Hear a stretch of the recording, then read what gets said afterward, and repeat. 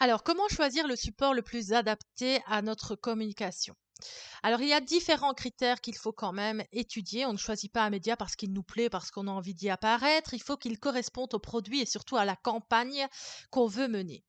Alors, les critères qualitatifs, il y a notamment la nature du message. Qualité nécessaire à l'expression, le style artistique ou purement informatif, couleur, format disponible, etc. Il faut que si on a une idée bien précise de ce qu'on veut démontrer, de ce qu'on veut créer, ben, que le média soit en possession de l'accueillir et surtout de le diffuser de manière correcte et qualitative. Il y a la sélectivité, adéquation des caractéristiques sociodémographiques, géographiques en termes de style de vie, de l'audience, du support par rapport à la cible visée. Effectivement, il y a lieu de se poser la question, est-ce que je suis sur un média qui est concerné par une cible particulière qui correspond éventuellement à la mienne? Si vous vendez des produits sportifs, il est évident que de faire une publicité sur une chaîne sportive, ça peut être intéressant. Par contre, si vous vendez des produits sportifs et que vous vous mettez sur une chaîne télévisée basique, vous allez évidemment avoir un certain retour, mais pas autant que sur une chaîne sportive.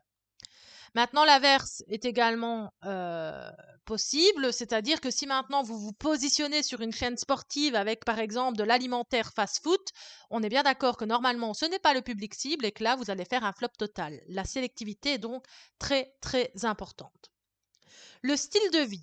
Évaluation qualitative des médias en fonction des profils de style de vie. Alors, le CCA relie ainsi chaque style à la vie à des supports. Il distingue par exemple les supports moralistes pour la famille des utilitaristes, sensibles aux valeurs intangibles et aux grands principes, et les supports de l'imaginaire pour la famille des décalés. Autrement dit, on a ceux qui sont très moralistes et très utilitaristes. Autrement dit, un vélo, c'est fait pour faire du vélo, pour faire du sport, pour être en bonne condition physique.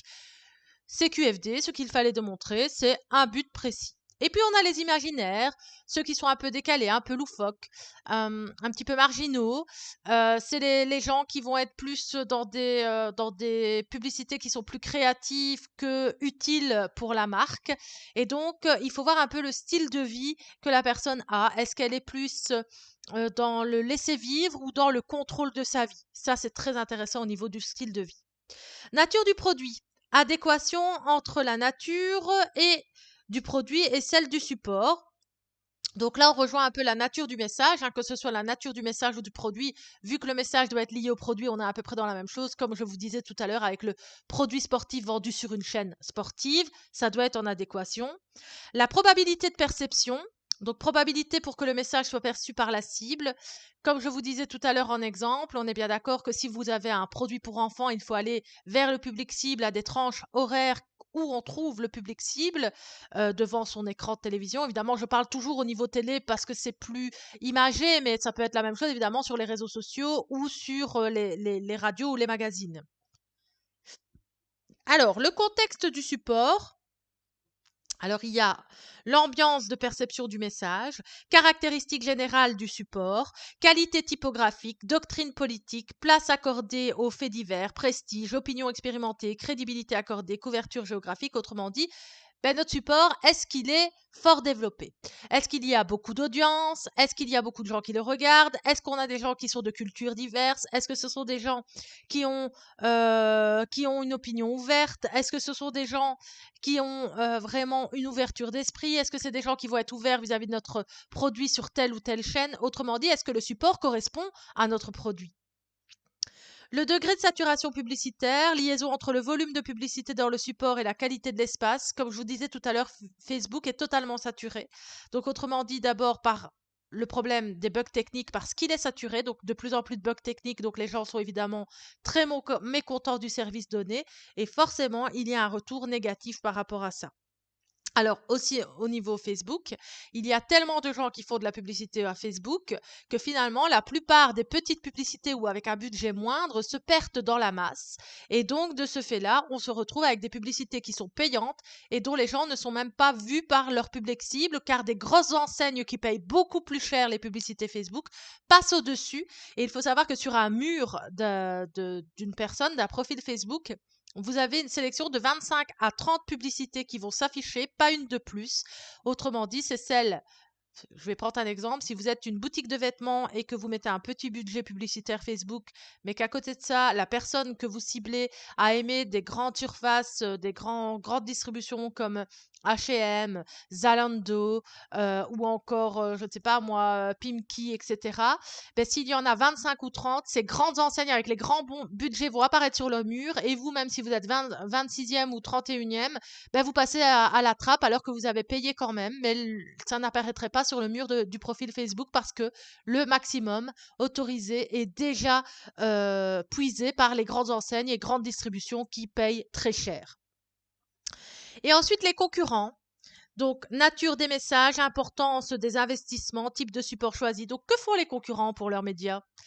Qu'est-ce qu'ils font passer comme message? Dans quel style de spot ils s'engagent? Vers quel type de médias? Et finalement, est-ce que ça marche? Est-ce que ça donne des résultats? Parce que si ça marche et ça donne des résultats, il faudrait peut-être essayer de faire la même chose pour obtenir les mêmes résultats ou aller leur chercher une part de leur public cible. Il y a l'audience, nombre de personnes qui lisent un exemplaire de presse ou qui voient ou écoutent une émission ou un film. Alors, il faut savoir que les audiences télévisuelles font d'ailleurs augmenter le prix. Plus il y a d'audience, plus le prix d'une plage publicitaire est cher. Dans les journaux ou dans les petites revues régionales, souvent, quand vous demandez un devis, on vous donne le nombre d'exemplaires. Alors, l'audience cumulée, ben, par exemple, pour l'audience, quand même, je mettrai quand même un petit bémol au niveau de la presse qui apparaît gratuitement dans votre boîte aux lettres, dans la publicité gratuite. Il faut quand même faire attention car dans les chiffres donnés par les presses productrices, il n'y a pas les boîtes aux lettres où il fait marquer nos pubs. Ce sont autant de boîtes aux lettres où la cible n'est pas atteinte, mais ceux-ci ne sont pas repris dans le chiffre donné par ces boîtes-là. Alors, l'audience cumulée, mesure de l'audience sur plusieurs périodes successives et évaluation de la fidélité au cours d'une période déterminée. Autrement dit, il n'y a pas lieu de voir que l'audience à un moment précis, il faut voir sur la durée. Est-ce que c'est toujours la même audience ou est-ce que c'est un one-shot? Est-ce que, voilà, à telle heure de grande écoute sur telle chaîne télévisée, il y a autant de monde, mais est-ce que c'est parce qu'il y a telle émission ou parce qu'il n'y a pas de concurrence en face? Tout ça, ça s'étudie. L'audience moyenne, donc moyenne des audiences enregistrées pendant une période déterminée, on rejoint un peu l'idée principale de l'audience cumulée. L'audience utile, personne faisant partie à la fois de l'audience d'un support et la cible visée, taux de couverture. Il faut le calculer parce que bien évidemment, quand vous allez être dans un média, vous allez aussi toucher des gens qui ne vous intéressent pas et qui n'achèteront jamais votre produit. Donc il faut retirer toutes ces personnes-là et voir finalement votre public cible, qu'est-ce qu'il reste par rapport à ce média. L'échelle de puissance, classement décroissant des supports en fonction de l'importance de l'audience utile. Autrement dit, ben, savoir un petit peu comment on va voir les choses au niveau du support. Donc, est-ce que finalement, on est dans quelque chose de croissant, décroissant? Est-ce qu'on sait que le support va nous apporter une croissance d'audience ou au contraire, est-ce que ça va aller en décroissant dans l'intérêt des gens? L'échelle d'affinité, donc classement décroissant des supports en fonction de l'adéquation entre la cible visée et l'audience. Donc pareil, dans l'échelle que nous allons avoir, donc dans le support, un support, ça va toujours en décroissant à un moment donné. Dans ces chiffres qui vont descendre, est-ce que notre cible va descendre plus vite que les autres? Voir un petit peu si la cible qui est visée va descendre plus vite. La stabilité, constance du taux de couverture dans le temps. Donc ça rejoint un peu tout ce qui est étude d'un certain temps, quoi, d'un certain timing. Répétition, nombre de fois où le même message est perçu par une personne appartenant à la cible. Donc, c'est pour ça des fois qu'on a, je vais prendre un exemple, la publicité Mercurochrome, le pansement des héros. Si vous écoutez la publicité, il vous le répète 5 fois. Mercurochrome, le pansement des héros. Mercurochrome, le pansement des héros. Alors, ça peut paraître agaçant, ça peut paraître ridicule, mais finalement, ça reste dans la tête des gens. Mercurochrome, le pansement des héros. Ça reste. On l'a reconnu parce qu'ils nous l'ont dit 5 fois d'affilée, 15 fois par jour.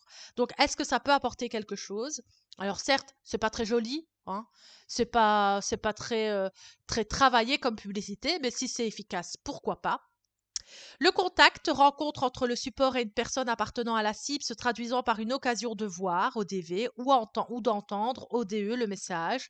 Autrement dit, est-ce que aussi, voilà, est-ce que notre cible va avoir l'occasion de l'entendre ou de voir le message qu'on veut faire passer? Donc, autrement dit, c'est des calculs que l'on fait. Combien de fois notre cible va percevoir le message sur une même journée? Ça, c'est à voir aussi. Et l'échelle d'économie, ben, classement des supports en fonction de leur coût aux 1000 contacts utiles. On est bien d'accord que tout ça, il y a la petite formule d'ailleurs pour le calculer. Ben, il faut voir aussi les budgets que nous avons et est-ce que on va avoir un rendement, une rentabilité par rapport au prix payé.